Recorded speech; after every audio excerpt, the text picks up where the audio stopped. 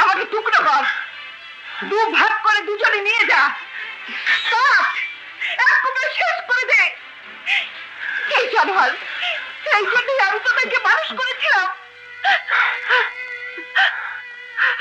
লোকের বাসায় বাসায় কাজ করেছি, মুখ বয়েছি, এই হাত দিয়ে পাথর ভেঙেছি, বিয়ে করিনি, শখ করে একটা গয়না পরিনি, দামি শাড়ি পরিনি।